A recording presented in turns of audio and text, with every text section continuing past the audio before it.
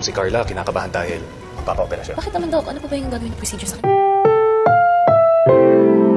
Ang programang ito ay rated SPG. Striktong patnubay at gabay ng magulang ang kailangan. Maaaring may masiselang tema, lengguwahe, karahasan, sexual, horror o droga na hindi angkop sa mga bata. Isang masayang selebrasyon nga ang ginawa sa Apex Hospital dahil na rin sa paglipat ni Dr. Annalyn Santos. Masayang-masaya siya dahil muli niyang nakasama ang kanyang mga mahal na kaibigan, especially sina Nurse Karen at Nurse Ivan. Subalit bukod doon ay mas napapalapit nga si Dr. Annalyn Santos kay Zoe. Sa totoo lang ay parang ginagamit lang naman talaga ni Zoe si Dr. Annalyn Santos dahil wala na nga siyang kakampi sa Apex Hospital.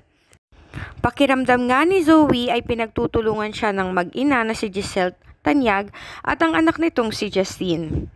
Subalit hindi naman niya kaya ang dalawa dahil palaban nga itong si Justine. Sa totoo lang, ay ginagawa din naman ni Dr. Annalyn Santos ang lahat upang itong si Zoe nga ay ipagtanggol laban kay Justine.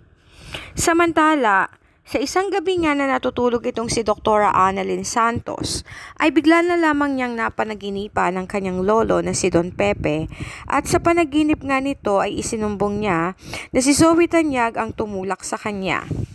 Bagamat nakulong na nga itong si Moira, ay hindi pa rin nakukuha ni Don Pepe ang hustisya sa kanya dahil hindi pa rin nakukulong si Zoe.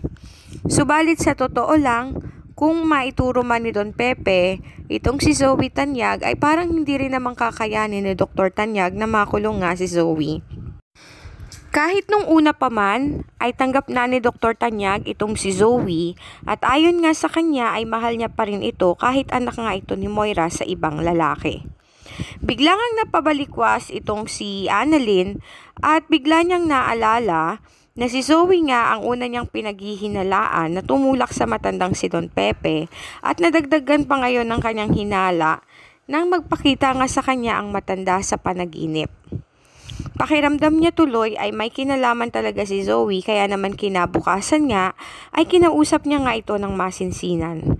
Aamin kaya si Zoe sa kasalanang nagawa? Abangan!